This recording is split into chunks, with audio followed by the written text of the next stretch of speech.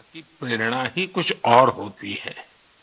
मुझे इस बात की भी खुशी है कि मन की बात के 100वें एपिसोड को लेकर देश के लोगों में बहुत उत्साह है।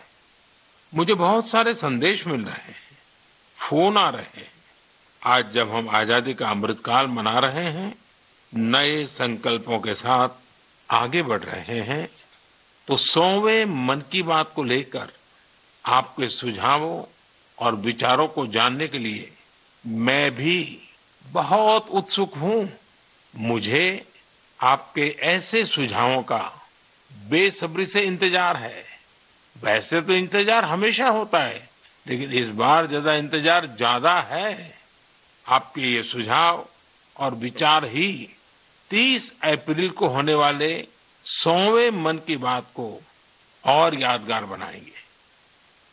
मेरे प्यारे देशवासियों, मन की बात में हमने ऐसे हजारों लोगों की चर्चा की है जो दूसरों की सेवा के लिए अपना जीवन समर्पित कर देते हैं। कई लोग ऐसे होते हैं जो बेटियों की शिक्षा के लिए अपनी पूरी पेंशन लगा देते हैं। कोई अपने पूरे जीवन की कमाई पर्यावरण और जीव सेवा के लिए समर्पित कर देता है। हमारे देश में परमार्थ को इतना ऊपर रखा गया है कि दूसरों के सुख के लिए लोग अपना सर्वस्व दान देने में भी संकोच नहीं करते। इसलिए तो हमें बचपन से शिवी और दधीची जैसे देहदानियों की गाथाएं सुनाई जाती हैं।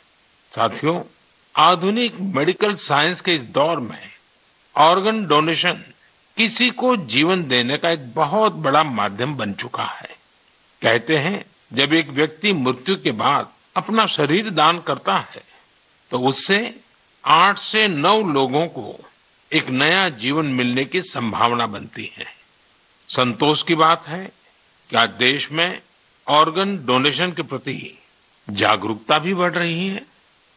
साल 2013 में हमारे देश में ऑर्गन डोनेशन के 5000 से भी कम केसेस थे, लेकिन 2022 में ये संख्या बढ़कर 15,000 से ज्यादा हो गई है।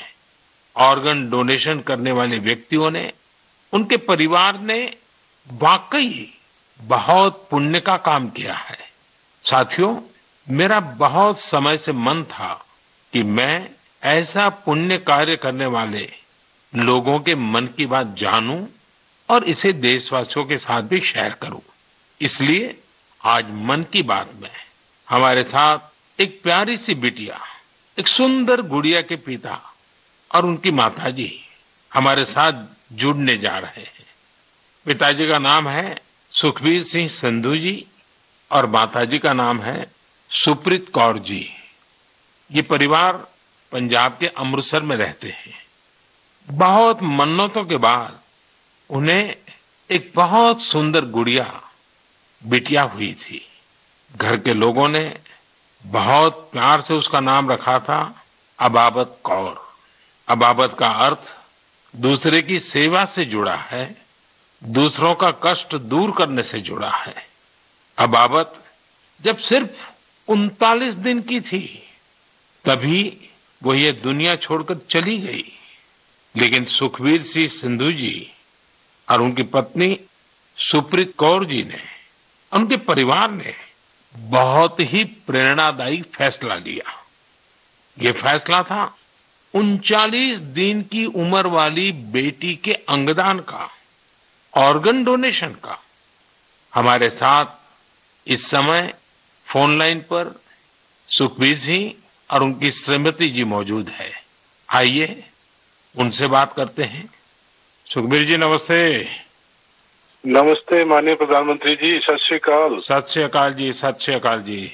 सुखबीर जी, मैं आज मन की बात के संबंध में सोच रहा था तो मुझे लगा कि अबाबत की बात इतनी प्रेरक है, वो आप ही के मुंह से सुनूं, क्योंकि घर में बेटी का जन्म जब होता है तो अनेक सपने, अनेक खुशियां लेकर आता है, लेकिन बेटी इतनी जल्दी चली जाए वो कष्ट कितना भयंकर होगा उसका भी मैं अंदाज लगा सकता हूं। जिस प्रकार से आपने फैसला लिया तो मैं सारी बात जानना चाहता हूँ जी। सर, भगवान ने बहुत अच्छा बच्चा दिया था हमें। बहुत प्यारी गुड़िया हमारे घर में आई थी।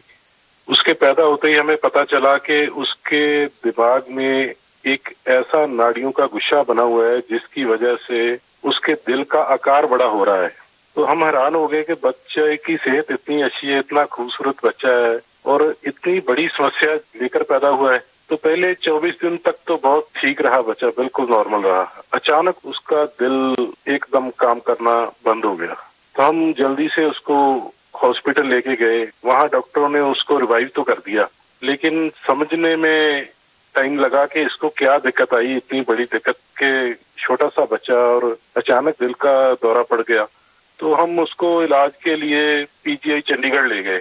वहां बड़ी बहादुरी से उस बच्चे ने इलाज के लिए संघर्ष किया, लेकिन बीमारी ऐसी थी कि उसका इलाज इतनी छोटी उम्र में संभव नहीं था। डॉक्टरों ने बहुत कोशिश की कि उसको रिवाइव करवाया जाए। अगर 6 महीने के आसपास बच्चा चला जाए तो उसका ऑपरेशन करने की सोची जा सकती थी, लेकिन भगवान को कुछ और मंजूर था।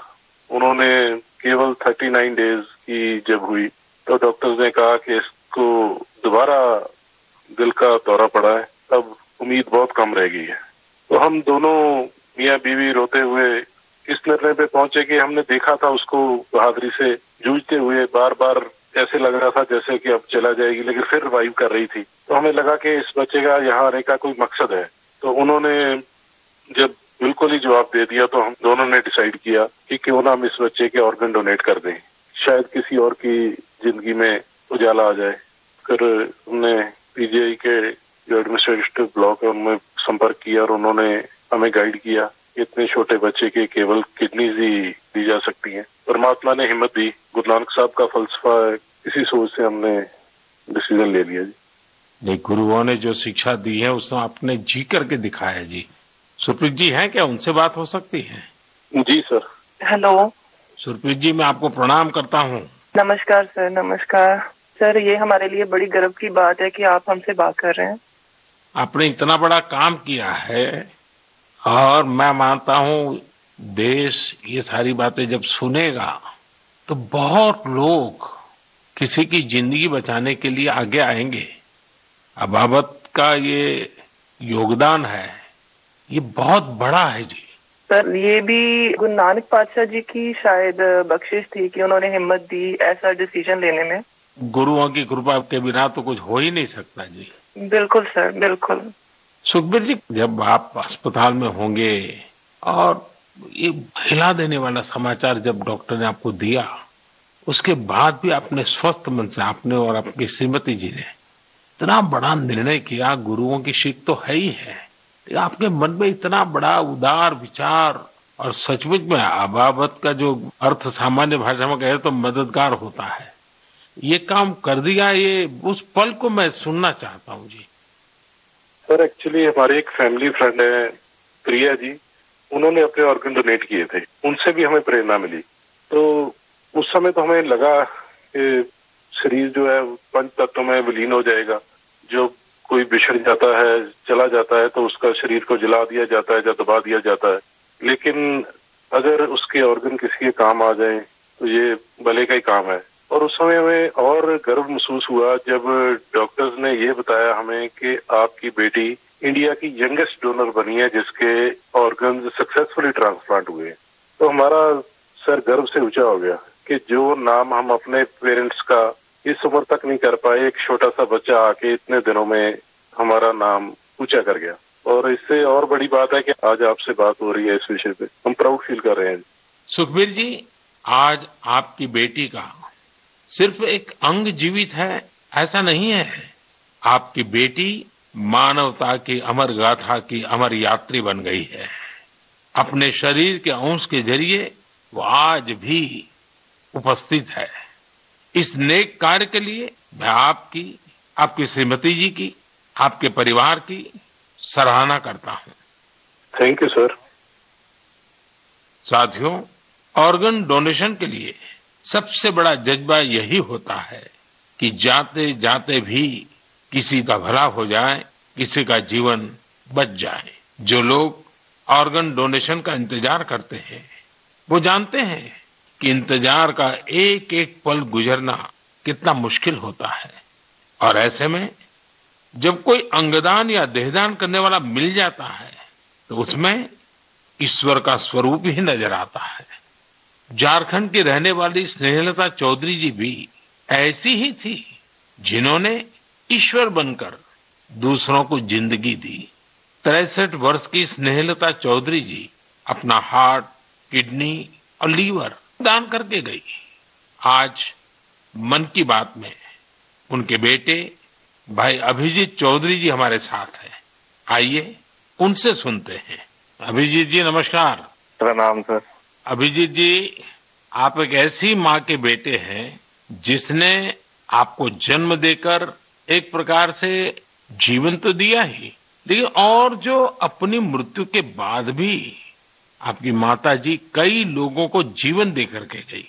एक पुत्र के नाते अभिजीत आप जरूर गर्व अनुभव करते होंगे। हाँ जी सर। आप अपनी माता जी के बारे में जरा बताइए, किन परिस्थितियों में ऑर्गन डोनेशन का फैसला लिया गया?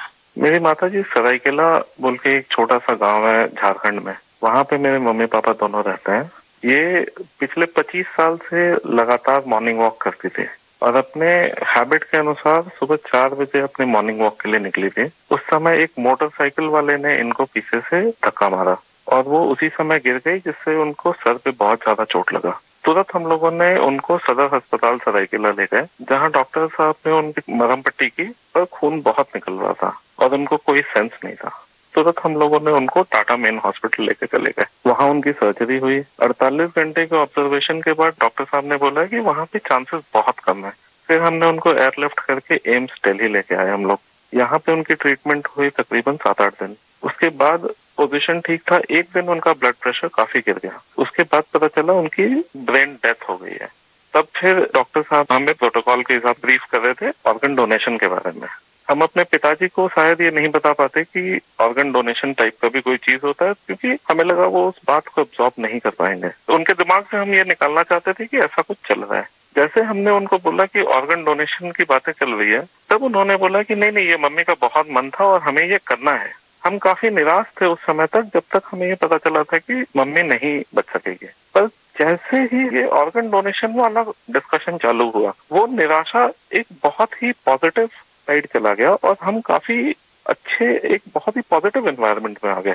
उसको करते करते फिर हम लोग रात में 8 बजे काउंसलिंग हुई। दूसरे दिन हम लोगों ने ऑर्गन डोनेशन किया। इसमें मम्मी का एक सोच बहुत बड़ा था कि पहले वो काफी नेत्रदान और इन चीजों में, सोशल एक्टिविटीज में ये बहुत एक्टिव थी।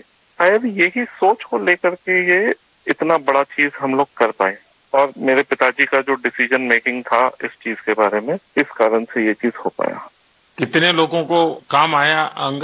इनका हार्ट, 2 किडनी, लिवर और दोनों आंख, ये डोनेशन हुआ था। तो 4 लोगों की जान और 2 जनों को आंख मिला है। अभिजीत जी, आपके पिताजी और माताजी दोनों नमन के अधिकारी हैं।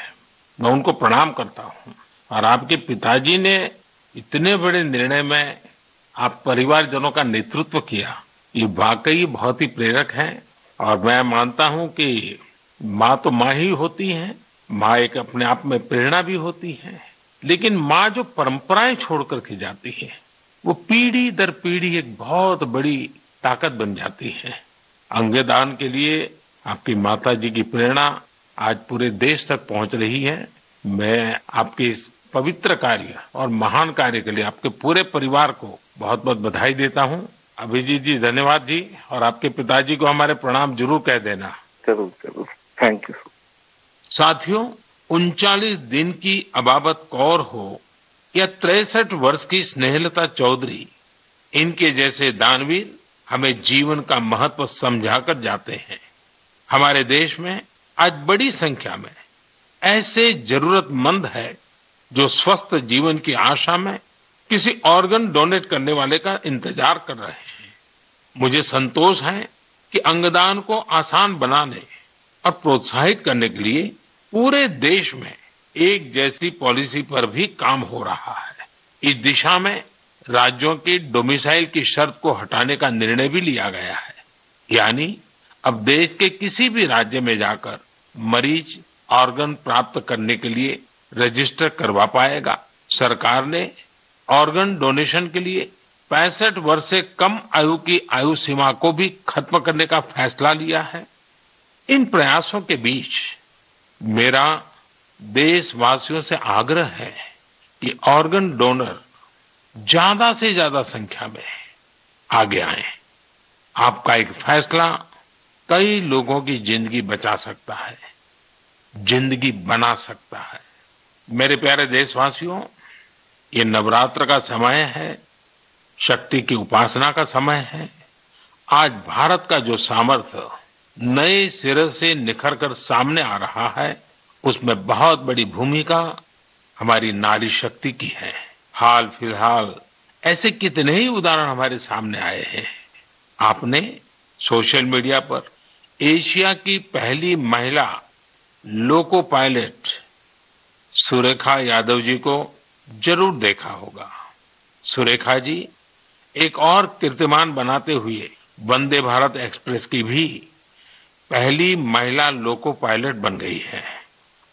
इसी महीने प्रोड्यूसर गुनीत मोंगा और डायरेक्टर कार्तिकी गोंजाल्विस उनकी डॉक्यूमेंट्री एलिफेंट विस्परर्स ने ऑस्कर जीतकर देश का नाम रोशन किया है। देश के लिए एक और उपलब्धि भाभा एटॉमिक रिसर्च सेंटर की साइंटिस्ट बहन ज्योतिर्मयी मोहंती जी ने भी हासिल की है। ज्योतिर्मयी जी को केमिस्ट्री और केमिकल इंजीनियरिंग की फील्ड में IUPAC का विशेष अवार्ड मिला है। इस वर्ष की शुरुआत में ही भारत की अंडर 19 महिला क्रिकेट टीम ने T20 वर्ल्ड कप जीतकर नया इतिहास रचा। अगर आप राजनीति की ओर देखेंगे तो एक नई शुरुआत नागालैंड में हुई है। नागालैंड में 75 वर्षों में पहली बार 2 महिला विधायक जीतकर विधानसभा पहुंची हैं। इनमें से एक को नागालैंड सरकार में मंत्री भी बनाया गया है। यानी राज्य के लोगों को पहली बार एक महिला मंत्री भी मिली है। साथियों, कुछ दिनों पहले मेरी मुलाकात उन जाबाज बेटियों से भी हुई जो तुर्की में विनाशकारी भूकंप के बाद वहां के लोगों की मदद के लिए गई थी। ये सभी NDRF के दस्ते में शामिल थी। उनके साहस और कुशलता की पूरी दुनिया में तारीफ हो रही है। भारत ने UN मिशन के तहत शांति सेना में वुमेन ओनली प्लेटून की भी तैनाती की है। आज देश की बेटियां हमारी तीनों सेनाओं में अपने शौर्य का झंडा बुलंद कर रही है। Group captain Shaliza Dhami combat unit में कमांड अपॉइंटमेंट पाने वाली पहली महिला वायुसेना अधिकारी बनी है। उनके पास करीब 3000 घंटे का फ्लाइंग एक्सपीरियंस है। इसी तरह भारतीय सेना की जांबाज कैप्टन शिवा चौहान सियाचिन में तैनात होने वाली पहली महिला अधिकारी बनी है। सियाचिन में जहां पारा -60 डिग्री तक चला जाता है, वहां शिवा 3 महीनों के लिए तैनात रहेगी। साथियों, यह लिस्ट इतनी लंबी है कि यहां सबकी चर्चा करना भी मुश्किल है। ऐसी सभी महिलाएं, हमारी बेटियां आज भारत और भारत के सपनों को ऊर्जा दे रही हैं। नारी शक्ति की ये ऊर्जा ही विकसित भारत की प्राणवायु है। मेरे प्यारे देशवासियों, इन दिनों पूरे विश्व में स्वच्छ ऊर्जा, रिन्यूएबल एनर्जी की खूब बात हो रही है। मैं जब विश्व के लोगों से मिलता हूं तो वो इस क्षेत्र में भारत की अभूतपूर्व सफलता की जरूर चर्चा करते हैं। खासकर भारत सोलर एनर्जी के क्षेत्र में जिस तेजी से आगे बढ़ रहा है, वो अपने आप में एक बहुत बड़ी उपलब्धि है। भारत के लोग तो सदियों से सूर्य से विशेष रूप से नाता रखते हैं। हमारे यहां सूर्य की शक्ति को लेकर जो वैज्ञानिक समझ रही है, सूर्य की उपासना की जो परंपराएं रही है, वो अन्य जगहों पर कम ही देखने को मिलते हैं। मुझे खुशी है कि आज हर देशवासी सौर ऊर्जा का महत्व भी समझ रहा है और क्लीन एनर्जी में अपना योगदान भी देना चाहता है। सबका प्रयास की यही स्पिरिट आज भारत के सोलर मिशन को आगे बढ़ा रही है। महाराष्ट्र के पुणे में ऐसे ही एक बेहतरीन प्रयास ने मेरा ध्यान अपनी ओर खींचा है। यहाँ MSR ऑलिव हाउसिंग सोसाइटी के लोगों ने तय किया कि वे सोसाइटी में पीने के पानी, लिफ्ट और लाइट जैसी सामूहिक उपयोग की चीजें अब सोलर एनर्जी से ही चलाएंगे। इसके बाद इस सोसाइटी में सबने मिलकर सोलर पैनल लगवाए।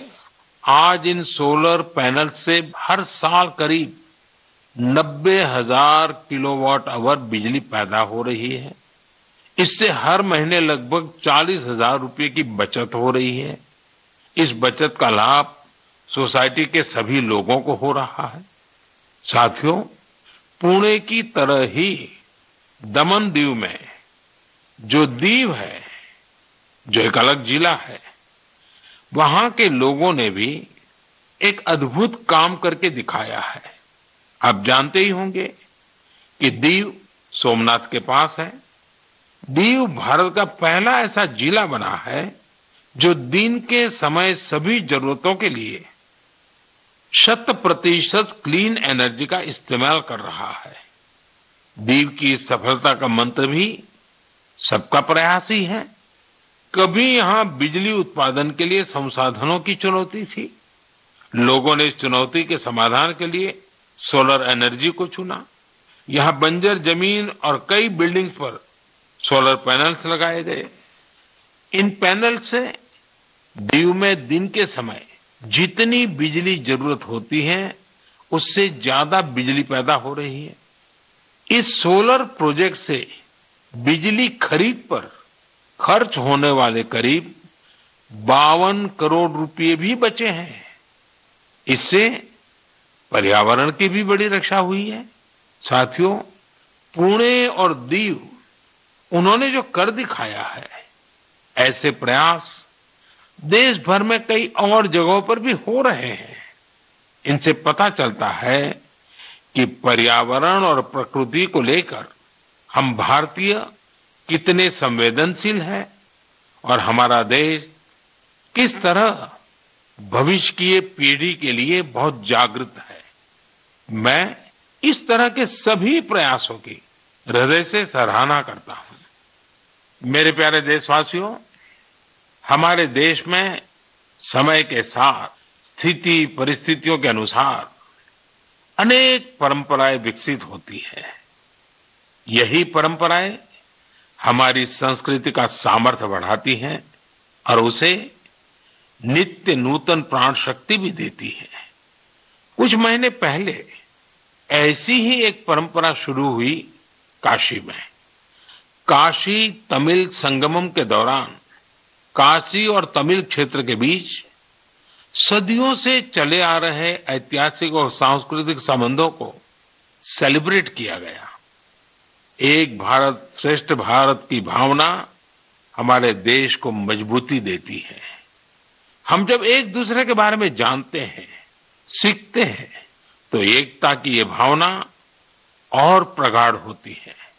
यूनिटी की इसी स्पिरिट के साथ अगले महीने गुजरात के विभिन्न हिस्सों में सौराष्ट्र तमिल संगमम होने जा रहा है। सौराष्ट्र तमिल संगमम 17 से 30 अप्रैल तक चलेगा। मन की बात के कुछ श्रोता जरूर सोच रहे होंगे कि गुजरात के सौराष्ट्र का तमिलनाडु से क्या संबंध है। दरअसल सदियों पहले सौराष्ट्र के अनेकों लोग तमिलनाडु के अलग अलग हिस्सों में बस गए थे। ये लोग आज भी सौराष्ट्री तमिल के नाम से जाने जाते हैं। उनके खान पान, रहन सहन, सामाजिक संस्कारों में आज भी कुछ कुछ सौराष्ट्र की झलक मिल जाती है। मुझे इस आयोजन को लेकर तमिलनाडु से बहुत से लोगों ने सराहना भरे पत्र लिखे हैं। मदुरई में रहने वाले जयचंद्रन जी ने एक बड़ी ही भावुक बात लिखी है। उन्होंने कहा है कि 1000 साल के बाद पहली बार किसी ने सौराष्ट्र तमिल के रिश्तों के बारे में सोचा है। सौराष्ट्र से तमिलनाडु आकर के बसे हुए लोगों को पूछा है। जयचंद्रन जी की बातें हजारों तमिल भाई बहनों की अभिव्यक्ति है। साथियों, मन की बात के श्रोताओं को मैं असम से जुड़ी हुई एक खबर के बारे में बताना चाहता हूं। ये भी एक भारत श्रेष्ठ भारत की भावना को मजबूत करती है। आप सभी जानते हैं कि हम वीर लासित बोरफुकन जी की 400वीं जयंती मना रहे हैं। वीर लासित बोरफुकन ने अत्याचारी मुगल सल्तनत के हाथों से गुवाहाटी को आजाद करवाया था। आज देश इस महान योद्धा के अदम्य साहस से परिचित हो रहा है। कुछ दिन पहले लासित बोरफुकन के जीवन पर आधारित निबंध लेखन का एक अभियान चलाया गया था। आपको यह जानकर आश्चर्य होगा कि इसके लिए करीब 45 लाख लोगों ने निबंध भेजे। आपको ये जानकर भी खुशी होगी कि अब यह एक गिनीज रिकॉर्ड बन चुका है। और सबसे बड़ी बात है, और जो ज्यादा प्रसन्नता की बात यह है कि वीर लासित बोरफुकन पर ये जो निबंध लिखे गए हैं उसमें करीब करीब 23 अलग अलग भाषाओं में लिखा गया है और लोगों ने भेजा है। इनमें असमिया भाषा के अलावा हिंदी, अंग्रेजी, बांग्ला, बोडो, नेपाली, संस्कृत, संथाली जैसी भाषाओं में लोगों ने निबंध भेजे हैं। मैं इस प्रयास का हिस्सा बने सभी लोगों की हृदय से प्रशंसा करता हूं। मेरे प्यारे देशवासियों, जब कश्मीर या श्रीनगर की बात होती है तो सबसे पहले हमारे सामने उसकी वादियां और डल झील की तस्वीर आती है। हम में से हर कोई डल झील के नजारों का लुत्फ उठाना चाहता है, लेकिन डल झील में एक और बात खास है। डल झील अपने स्वादिष्ट लोटस स्टेम्स, कमल के तनों या कमल ककड़ी के लिए भी जानी जाती है। कमल के तनों को देश में अलग अलग जगह अलग अलग नाम से जानते हैं। कश्मीर में इन्हें नादरू कहते हैं। कश्मीर के नादरू की डिमांड लगातार बढ़ रही है। इस डिमांड को देखते हुए डल झील में नादरू की खेती करने वाले किसानों ने एक एफपीओ बनाया है। इस एफपीओ में करीब 250 किसान शामिल हुए हैं। आज ये किसान अपने नादरू को विदेशों तक भेजने लगे हैं। अभी कुछ समय पहले ही इन किसानों ने 2 खेप यूएई भेजी है। ये सफलता कश्मीर का नाम तो कर ही रही है, साथ ही इससे सैकड़ों किसानों की आमदनी भी बढ़ी है। साथियों, कश्मीर के लोगों का कृषि से ही जुड़ा हुआ ऐसा ही एक और प्रयास इन दिनों अपनी कामयाबी की खुशबू फैला रहा है। आप सोच रहे होंगे कि मैं कामयाबी की खुशबू क्यों बोल रहा हूं। बात है ही खुशबू की, सुगंध की ही तो बात है। दरअसल जम्मू कश्मीर के डोडा जिले में एक कस्बा है भदरवा। यहाँ के किसान दशकों से मक्के की पारंपरिक खेती करते आ रहे थे, लेकिन कुछ किसानों ने कुछ अलग करने की सोची। उन्होंने फ्लोरिकल्चर यानी फूलों की खेती का रुख किया। आज यहाँ के करीब 2500 किसान, 2500 किसान लेवेंडर की खेती कर रहे हैं। इन्हें केंद्र सरकार के एरोमा मिशन से मदद भी मिली है। इस नई खेती ने किसानों की आमदनी में बड़ा इजाफा किया है और आज लेवेंडर के साथ साथ इनकी सफलता की खुशबू भी दूर दूर तक फैल रही है। साथियों, जब कश्मीर की बात हो, कमल की बात हो, फूल की बात हो, सुगंध की बात हो, तो कमल के फूल पर विराजमान रहने वाली मां शारदा का स्मरण आना बहुत स्वाभाविक है। कुछ दिन पूर्व ही कुपवाड़ा में मां शारदा के भव्य मंदिर का लोकार्पण हुआ है। ये मंदिर उसी मार्ग पर बना है जहां से कभी शारदा पीठ के दर्शनों के लिए जाया करते थे। स्थानीय लोगों ने इस मंदिर के निर्माण में बहुत मदद की है। मैं जम्मू कश्मीर के लोगों को इस शुभ कार्य के लिए बहुत बहुत बधाई देता हूं। मेरे प्यारे देशवासियों, इस बार मन की बात में बस इतना ही। अगली बार आपसे मन की बात के 100वें एपिसोड में मुलाकात होगी। आप सभी अपने सुझाव जरूर भेजिए। मार्च के इस महीने में हम होली से लेकर नवरात्रि तक कई पर्व और त्योहारों में व्यस्त रहे हैं। रमजान का पवित्र महीना भी शुरू हो चुका है। अगले कुछ दिनों में श्री राम नवमी का महापर्व भी आने वाला है। इसके बाद महावीर जयंती, गुड फ्राइडे और ईस्टर भी आएंगे। अप्रैल के महीने में हम भारत के 2 महान विभूतियों की जयंती भी मनाते हैं। ये 2 महापुरुष हैं महात्मा ज्योतिबा फुले और बाबा साहब आम्बेडकर। इन दोनों ही महापुरुषों ने समाज में भेदभाव मिटाने के लिए अभूतपूर्व योगदान दिया। आज आजादी के अमृतकाल में हमें ऐसी महान विभूतियों से सीखने और निरंतर प्रेरणा लेने की जरूरत है। हमें अपने कर्तव्यों को सबसे आगे रखना है। साथियों, इस समय कुछ जगहों पर कोरोना भी बढ़ रहा है, इसलिए आप सभी को एहतियात बरतनी है, स्वच्छता का भी ध्यान रखना है। अगले महीने मन की बात के 100वें एपिसोड में हम लोग फिर मिलेंगे। तब तक के लिए मुझे विदा दीजिए। धन्यवाद। नमस्कार।